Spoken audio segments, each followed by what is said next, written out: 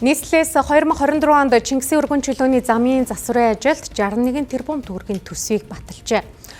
Үүнд 5 богдын автобусны буудлын 100 м зам нь өнөөдрийг хүртэл ашиглалтанд ороогүй байна. Нийслэлд 2024 онд тухайн хэсгийг засаж явгууны зам байгуулах цогц ажлын төсвийг баталсан хэдий ч ажил өнөөдрийг хүртэл дуусаагүй байна.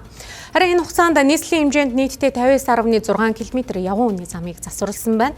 Үүнтэй холбоотойгоор эргээд эвдрэлгүй замыг дахин хуулж засахаас илүүтэйгээр 2 жил ашиглалтанд ороогүй замаа эхэлж дуусгах хэрэгтэй гэж шүүмжиллээ. Нийслэлээс 2 жилийн өмнө автобусны буудлын зогсоолыг засан явган зам хийхээр төлөвлөж төсвийг нь баталсан байдаг.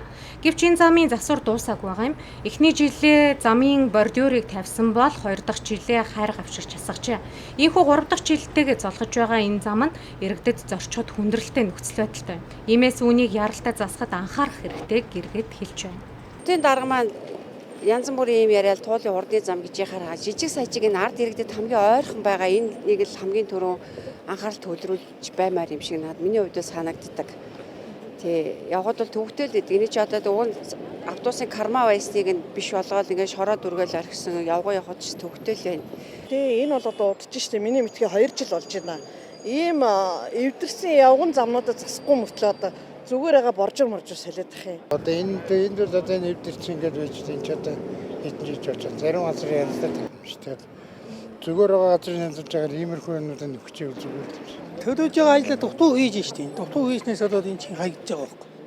Төсөв мөнгөн тэгээд хааж тий нэгээд энийг бас яг үр ашигтай зарцуулдаг юм уу те. Хяналт байхгүй болохоор энэ чинь ийм ажил явагдаад байгаа.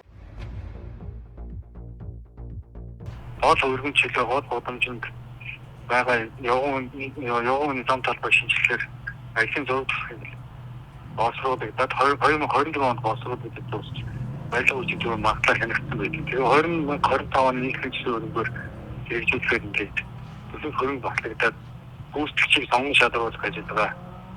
Нийтдээ тэмдгээр зохион байгуулагдсан. Тэгээ 25 оноос хойш одоо 26 онд үргэлжлүүлэх эхлэх гэж.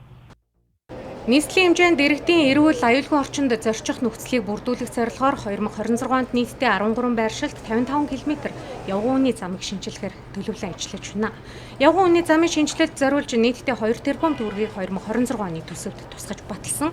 Энэ удаагийн зам засвар нь олон улсын жишээт нийцсэн шинэ стандартыг баримталж байгаа бөгөөд явган үний замыг 3 м-ийн өргөн, дугуйн замыг 2 м-ийн өргөнтэй хийхээр төлөвлөн хэрэгжүүлж байгаа юм.